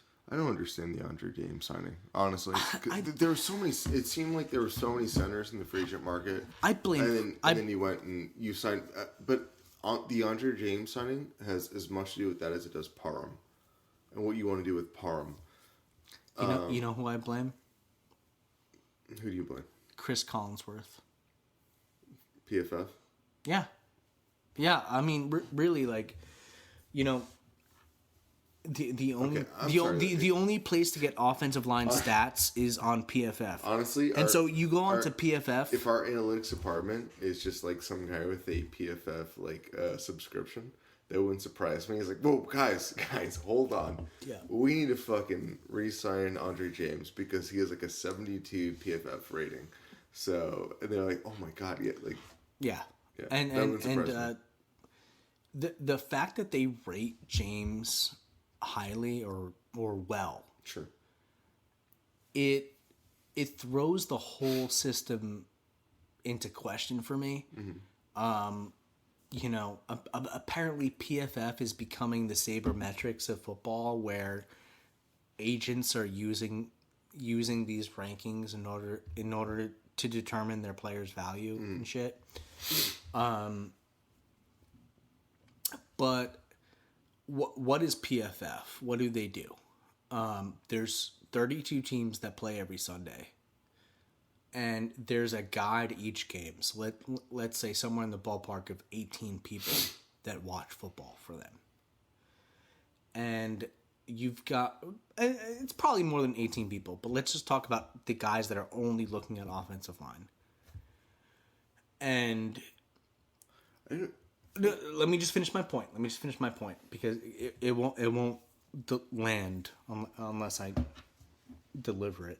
But you've got 18 guys that are determining contract values in the NFL that agents are using to negotiate with, that are saying on any given play, Andre James won here or lost here. He did good on this play. And he didn't do good on this play. And the most egregious stats that are factored into this equation are sacks. So if Andre James does not give up sacks, then his rating is better in PFF's eye. Mm-hmm. But as a fan who watches every single Raider game and has watched every single snap that Andre James has played, what I see is a guy that is treading deep water every single play. I see a guy that athletically is kind of over his head. He's not bigger, stronger, faster than anyone else that's on the opponent's defensive line. And is he a smart player? Absolutely. And that's why he's sticking around, and he's a good backup. And he's honestly good if you want to use him as like a multi-position backup. But even the plays where our quarterback doesn't get maimed, this guy is getting thrown down onto the dirt and teabagged. It's like it's honestly kind of like painful to watch sometimes how bad James gets owned on some snaps. He looks like a boy getting bullied.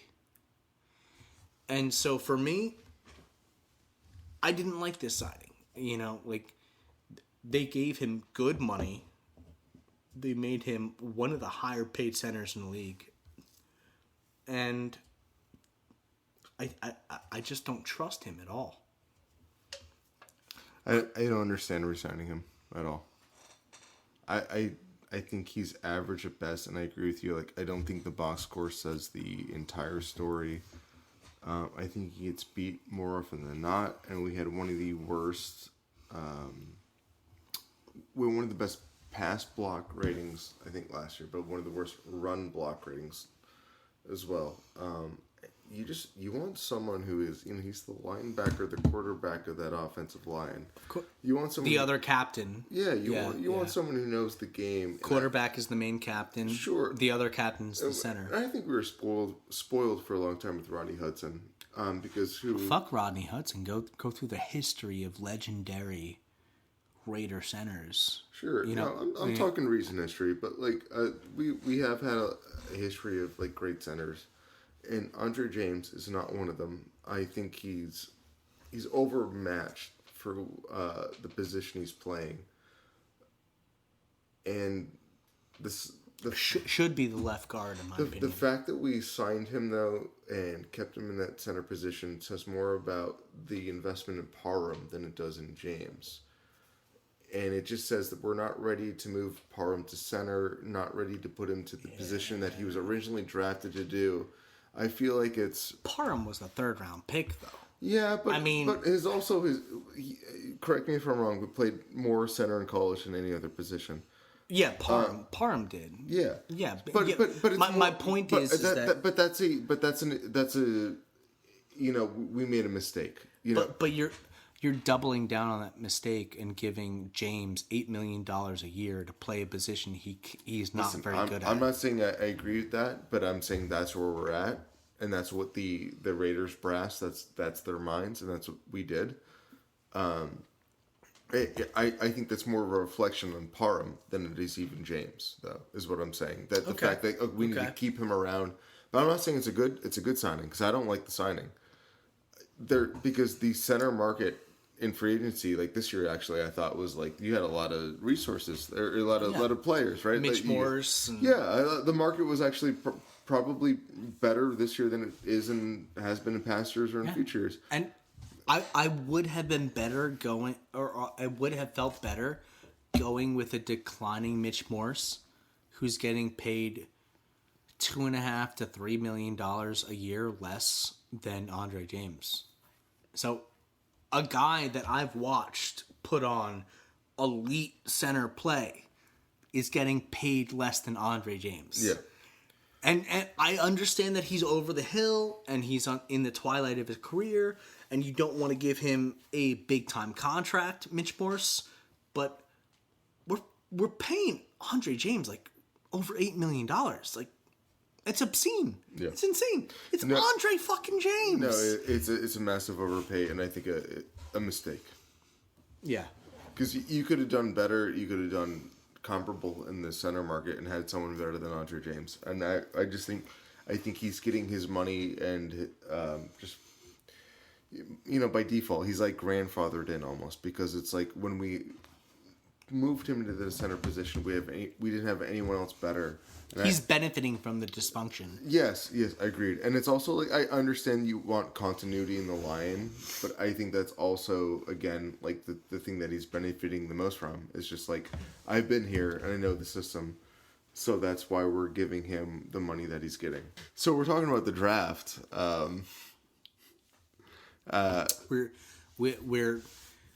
We're bad with the segues this episode because our bladders are not adjusted, so Yeah, it's really we're finishing sentences and like cutting sentiments and it's about getting the bladders, our bladders in the draft right now. We got to get them. They just got to run the 40-yard a couple times, and then they're back up to. You're like finishing. Your thought on how much you hate Andre James, and I'm like running to the toilet. We should just have like a fucking porta potty in the same room. You're right. Maybe let's just record in a porta potty. Let's record in the bathroom. Honestly, the acoustics are probably better anyway. We can drink and just not leave the toilet. Exactly, dude. We can. I mean, we might as well just like share a toilet. I think this not even like. Yeah. We can sit like crisscross applesauce. Like, you know what I mean? I think we found our niche. Like. We only need one. Raiders and toilets. I think we found our niche. 2 Raiders, 1 toilet. There it is. 2 Raiders, 1 toilet. There you go. This is why I'm the fucking creative aspect, and you're just. You're right. What am I even bringing with the table? I come up with these ideas. Stupid. This is why I'm gonna fire your ass as the scapegoat halfway through the season. I wouldn't even I want you to fire me. I'm not even gonna be. I kind of want to fire you too. I don't know why. I know you want that new hot intern. Yeah, I kind of do. These kids these days, they're they know they know technology more than I do. And they're like sexually dubious, so maybe that'll be exciting. I'm not sexually maybe they'll dubious. Teach me about pronouns and like you think I'm bisexuality. You're not sexually dubious at all. I mean, my sexually will take any kind of. All right, let's get back to football because this is getting bad real quick. So anyway, this is getting real fucking bad. But so we kind of recapped the off season up until this point, how we got here, right? We recapped Pierce being gifted the head coaching position, Telesco and Getsy being the consolation hires that followed him, and then on the free agency side of things, we lost a lot on offense, but added Christian Wilkins, who's probably the best defensive free agent on the board. Yeah. So you go into the draft in April, and what do you do? Well, the floor is yours, Mike. Well, I think that until I'd say it's not. Well, I think you already invested in. God, kill what you tried. You already invested into defensive tackle, right? So I think now you're restricted to either, and I think we're going to get outbid for a quarterback no matter what. So now I think you're restricted to either drafting an offensive lineman or going cornerback. So you believe in need-based drafting. You don't believe in best player available. Oh, God damn. Stop hitting me with philosophy questions, dude. I'm trying to pull this back into a I football know, podcast I see instead of talking about our sexuality for like fucking 3 hours. I see you. There's a lot edited out that the audience doesn't even get to hear. But I do think you go need based right now because I think the team has so many needs, but I think you go the best.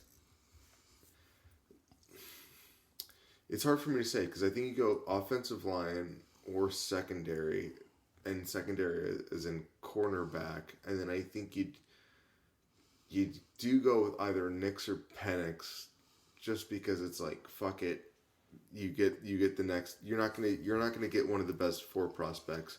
You're gonna get outbid. So if you can get someone at the bottom of the first or top of the second, you I just think made you go 4 with that. picks, bud. So you said a whole lot of nothing. Shut the fuck up. It's offensive line. Where do you stand? So offensive line. Are you stealing my talking point right now, and you're going to go with the offensive line point? Shut the fuck up. No, I go cornerback. You pay Justin Simmons, and then you get Bo Nix. Boom. There it is. Perfect offseason. Perfect. Okay, so you want to go out there, sign Justin Simmons, and get Bo Nix at 13? No, Bo Nix. Who are we getting at 13 then? Arnold.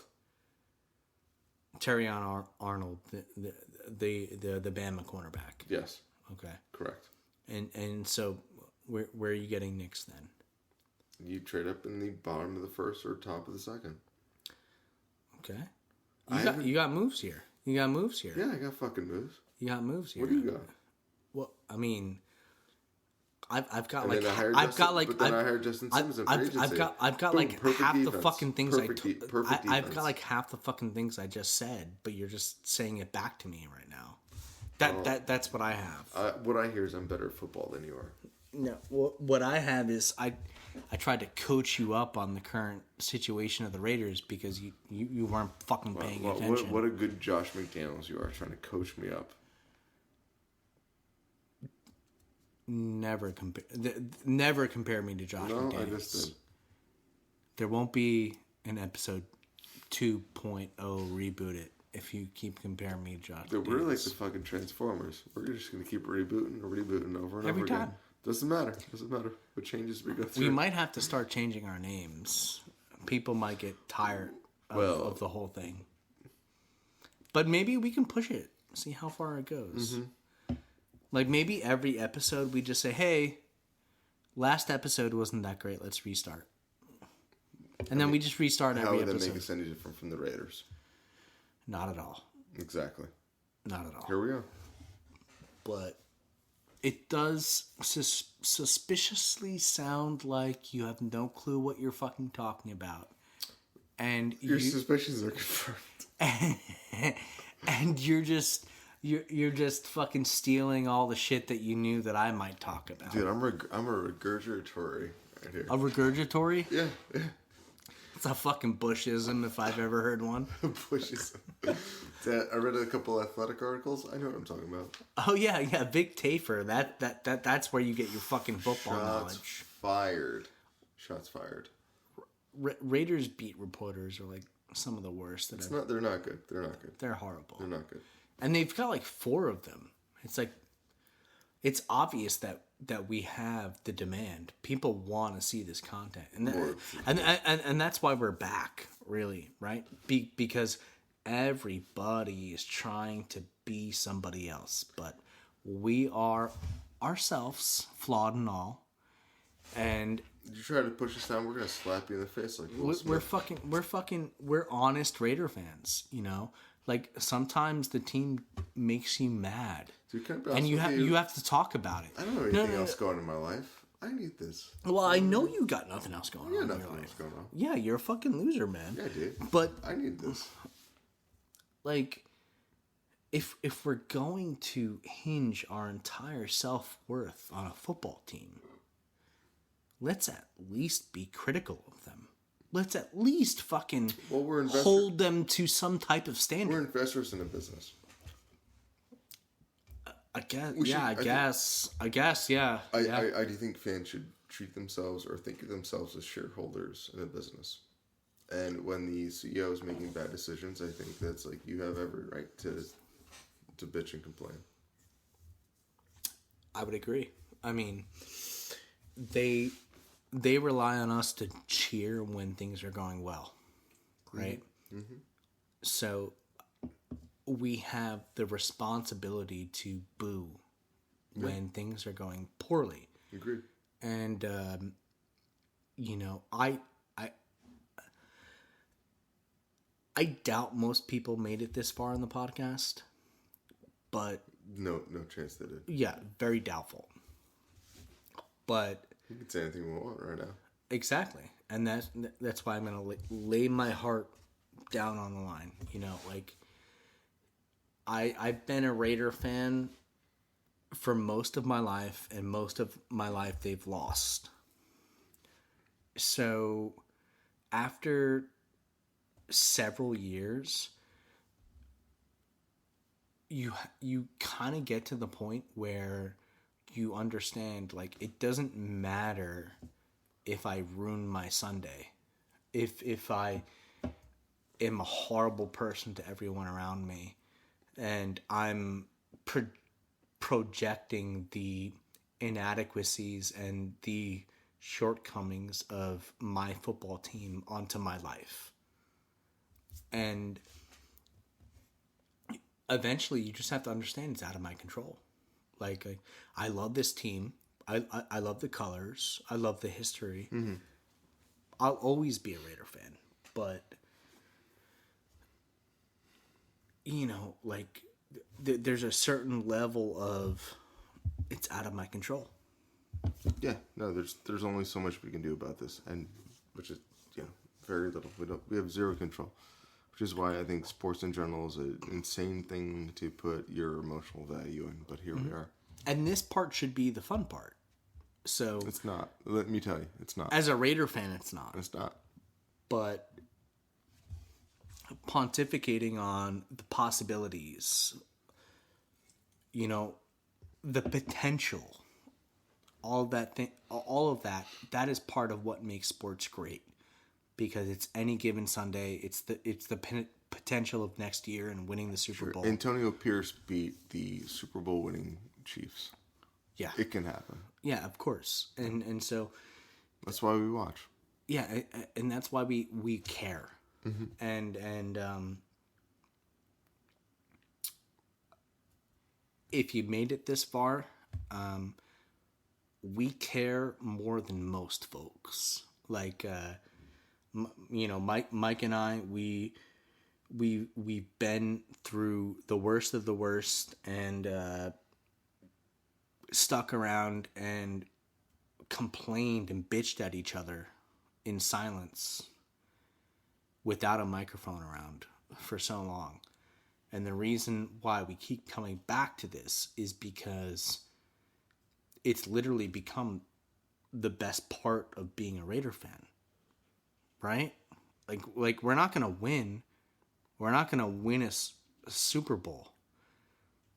But you know what, like, scratches that itch for me is hanging out with my friends, my dad, my family, being with Raider Nation, and everyone is on the same level. Where we all know we suck, but who cares? We're just having fun. We're having a good time. And we're talking shit. We're being ourselves. That's what this podcast is about. That's why I think that this podcast needs to exist, and why we're bringing it back is because there's a lot of people out there that are just blindly following the Raiders, and there's no humility in that endeavor, in blindly following this organization. There's a lot of things we disagree with, but. Well, it doesn't mean we're not going to become fans. You know, we're not going to be fans tomorrow, right? Well, Silver and black until we die. Like it. I think we chose our tribe. You know, I think a lot of what sports is tribalism, and I do think, like, I think back to when I was younger, and Terrell Pryor was our starting quarterback, and he made that 92-yard run against the Steelers, and, like, just being overjoyed. And my very first sports memory, when I was 12 years old, I was sitting on my parents' floor You're dating yourself right now. I know I am. But the, we lost the Super Bowl, and I remember, like, my bag of Skittles, I had a bag of Skittles, and I just, like, ripped it open, and they were all on the floor, and I just remember, like, just being very fucking disappointed. And you ask yourself, why do we do this every year? But there is the camaraderie. Why do we keep coming back? Yeah, but like, it's, Why are we back 4 Sure. years later? Sure, but it's made you and me close. And when we went to go even see that game in Cincinnati, and you and me know fuck all about Cincinnati. We didn't even like the city, but we met Raider fans there. We took over that bar on the borderline of Kentucky, and In Kentucky. whatever. Some random fucking Yeah, bar. some random fucking bar in the borderline of Kentucky. And we met strangers, and it's not often you get to meet strangers and you have something in common. And, we have a sense of purpose. It gives you a sense of family, like a family you might be lacking. Because I think at the end of the day, all human beings just want a sort of community to belong to. And that's what it gives us. And, I think we're even engineered as Americans to root for the underdogs. And the Raiders, if not anything, have been underdogs. We're the underdogs, yeah. So we're always fighting people who are better than us or stronger than us. And I think that also, that adversity,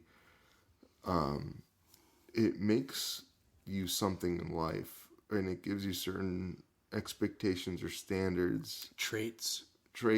that you wouldn't get if you were rooting for the Yankees or the fucking, I don't know. Yeah. I mean, Yankee fans are the worst. They are, or yeah, They're they are. literally like all Yankee fans have the same sociopathic personality traits. Sure, but you have again, but it does I don't think we give enough. What is the word, like substance or traction to this, but it does affect who you are as a person. And I think when you're a Raider fan, and the thing that I think I appreciate the most is that when you're downtrodden and when you're underdogs, I think it makes you a better person almost, or it gives you traits you wouldn't otherwise be able to obtain.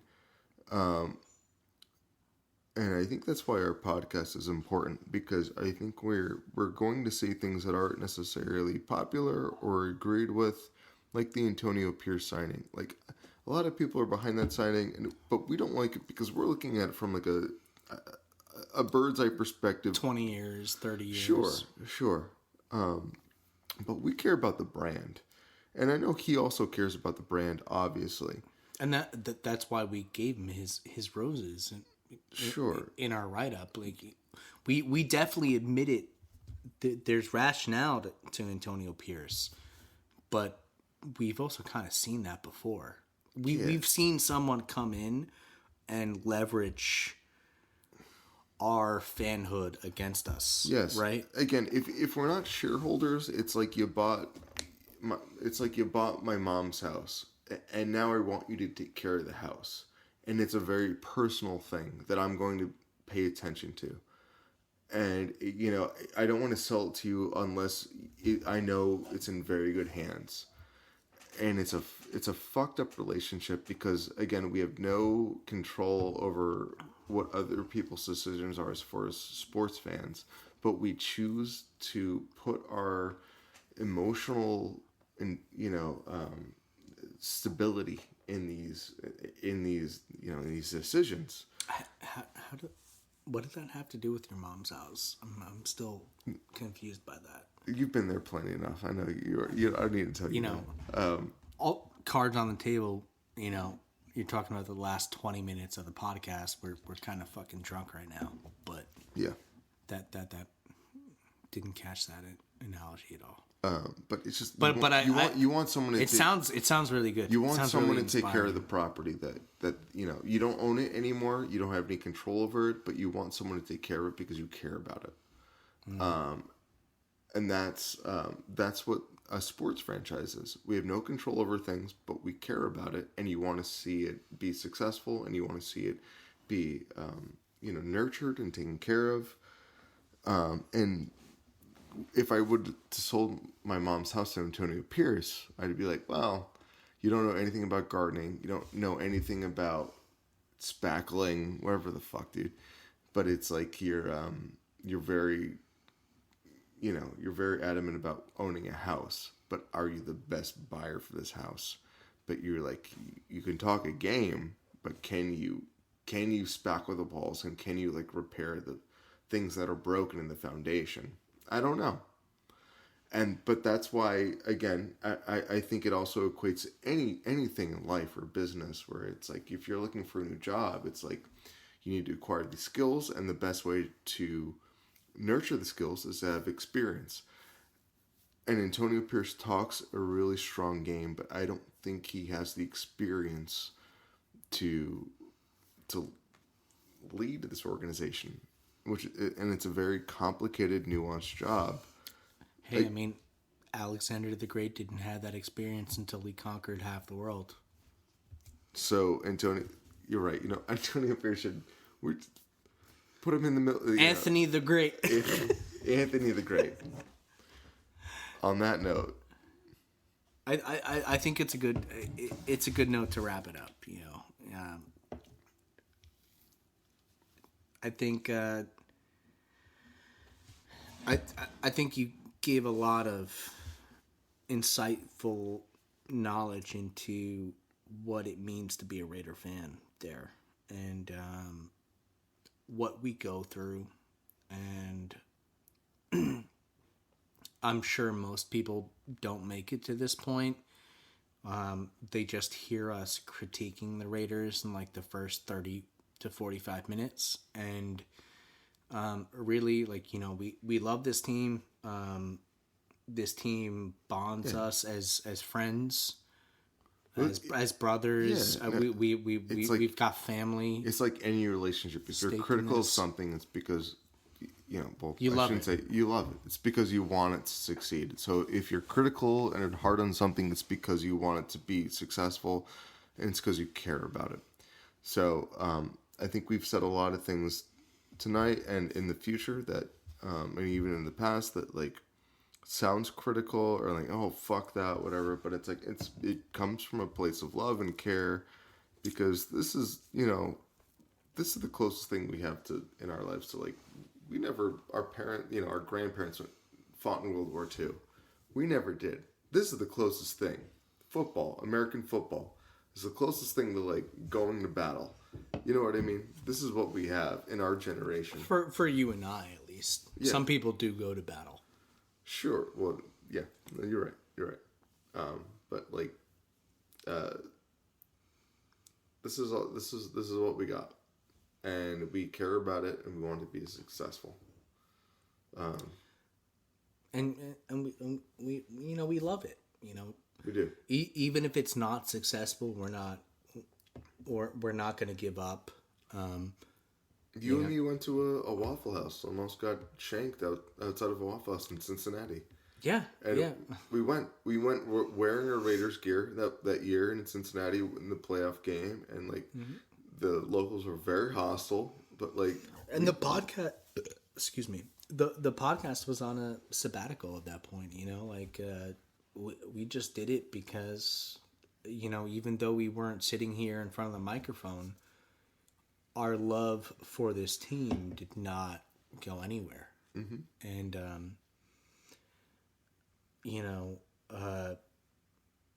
it's something...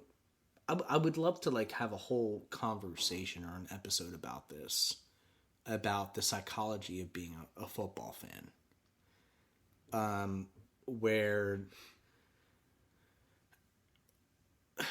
like, sometimes I love my fan base and sometimes I hate it, and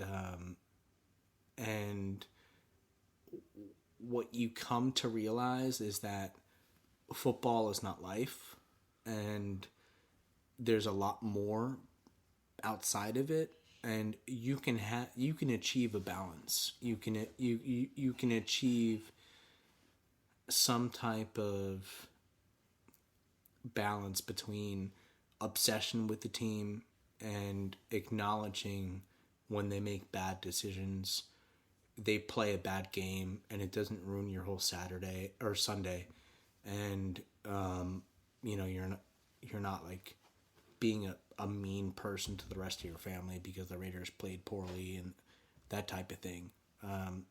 It's like a maturation process. It's like learning how to be a human. But being a Raider fan is going to tell you more about that even than being a fucking Chief fan. Oh, for sure. You know what I mean? For Because sure. adversity helps people grow, not success in certain aspects. But I've gone through like 3 different girlfriends that have dealt with my Raider fanhood, and good on them. And now I've settled down. I have my forever partner, and she's accepted it as well. But like sometimes I tell her, I'm like, you have no clue what I was like. Like, I can watch half of a game now and go out and do apple picking or some shit with her, like whatever. You've grown so much, yeah. Yeah, but you have to get there. You have to get there. Yeah. And you have to have some healthy balance with your fanhood, and I think we're both there. But also I think that our fanhood and our love for this team is so much stronger because of that. Yeah, agreed. I think because we stopped becoming reactionary to everything that they did and getting upset with every bad thing that they did because they're a bad team and they haven't won for most of our lives.